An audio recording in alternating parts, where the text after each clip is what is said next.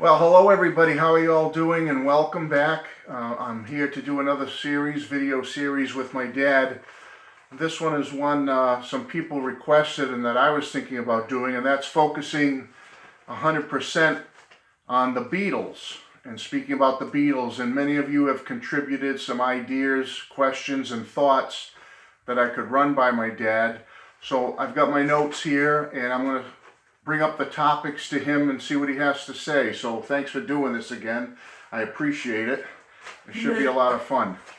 They've made my brain wake up. I'm trying to think, but it gets pretty tough as you get older. All right, so I think he's ready to go here with some thoughts. So the first thing I'll ask you is this, and this was from, let me see where I can find it. Okay. Do you remember me? This is from James Yasko. He asked, do you remember me when I was a little kid playing the records in my room? Oh yeah, I can't even remember if you were 2 or 3 years old that we had that Hard Day's Night record, and you would ride the horse.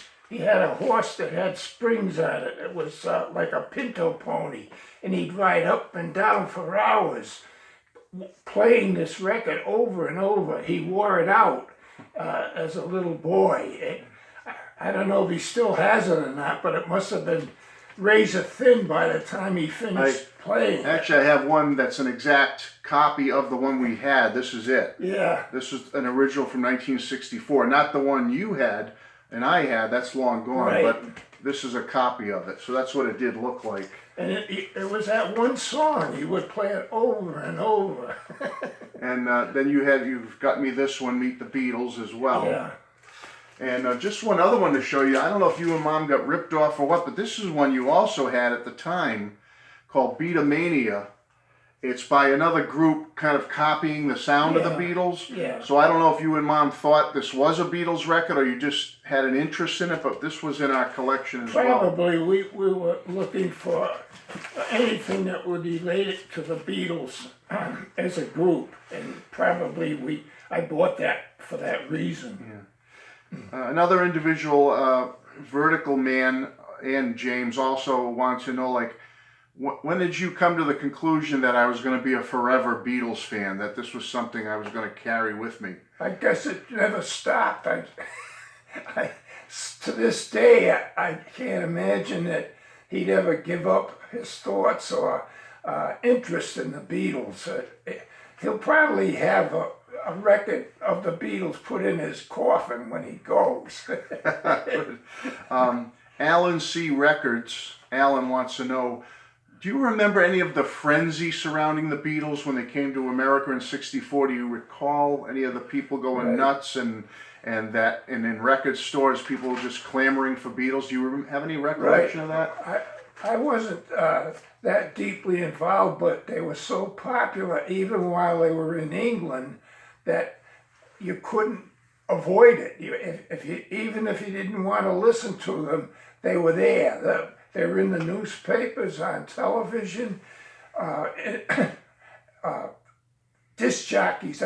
They played all day long, Beatles records.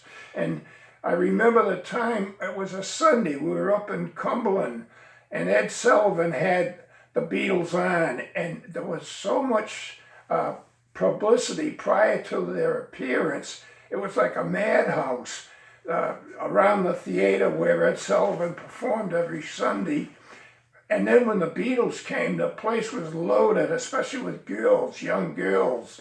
And they were all screaming. You could hardly hear them. And I understand when they ended up going to either Yankee or Shea Stadium, the people were so loud you couldn't hear the music. Yeah.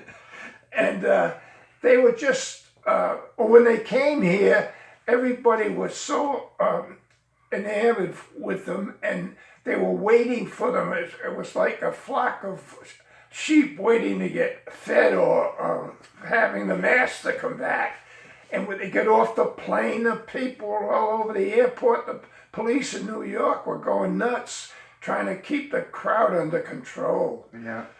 I want to give credit to John BMX Seeker, Ralph 929, Jolly Roger, and Rudolph Guarnacci. They all asked similar questions to that. Stephen Schnee, a friend of mine, wants to know, do you have a favorite Beatle out of the four of them? Well, I like them all. I got to like Paul the most because I always liked and admired his wife, Linda. Yeah. Linda. I thought she was a wonderful person, and I did see her when we went to the stadium where the Patriots play. She was with the band that time, and I think that's when Dave may have met Paul while he was working for the police. I'm going to tell that story someday about getting his autograph. Okay. That's coming up soon. You'll have to pay for that. Yeah, you're going to have to wait for that You're story. going to have to subscribe That's to coming. Well, Coming soon. So yeah, that was a good time. We went to that show, and it was wonderful. And you always said you admired the fact that Paul and his relationship. You mentioned that to me about the relationship Paul and Linda had. You liked that. That's great. Yeah, I just knew they clicked. There was no question about it. Maybe I'm just guessing, but it just felt so strong as far as I was concerned. Yeah. And David Catalano and Quick Parkley also asked that similar question. Right.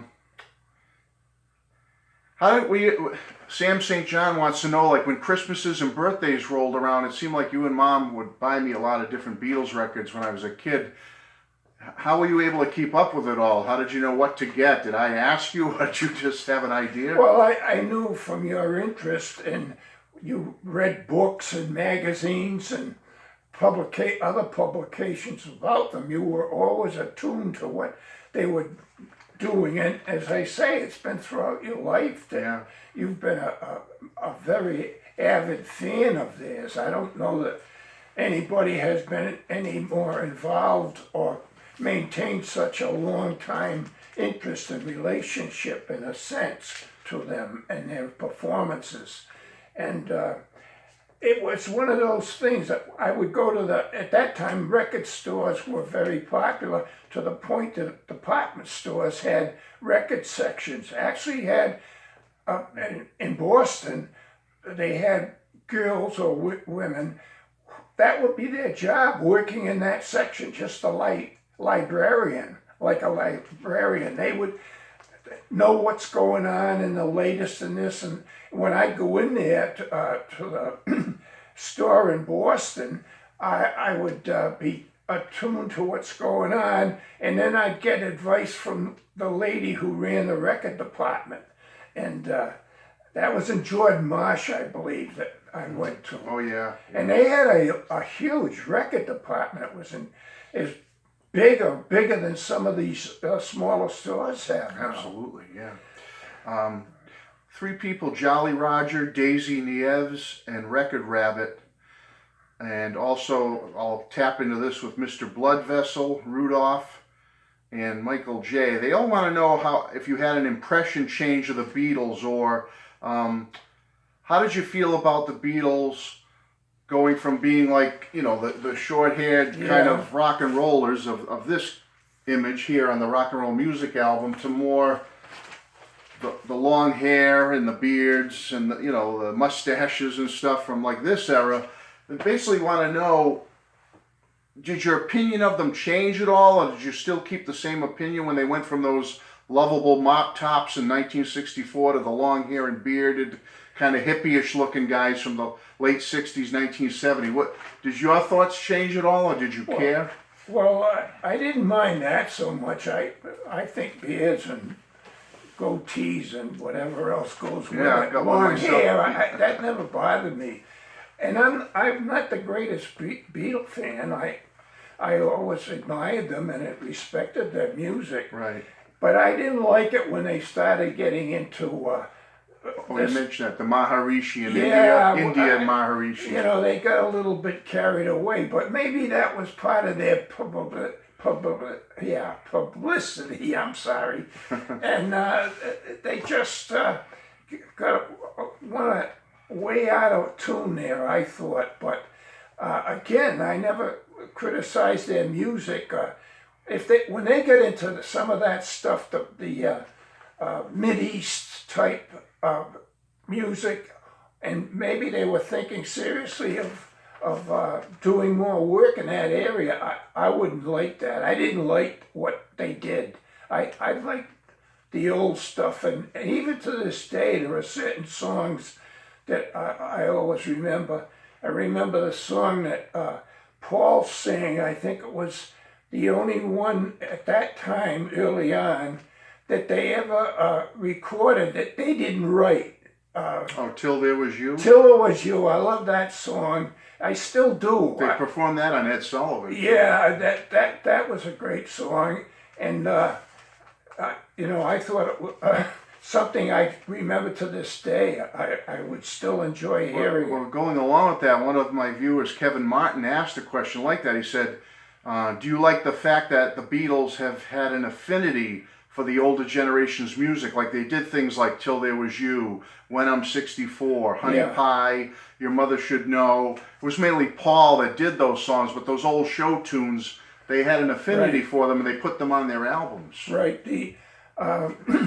Their music was loved by people at all ages, from the time that Dave was a little boy till today. He's still one of their top fans.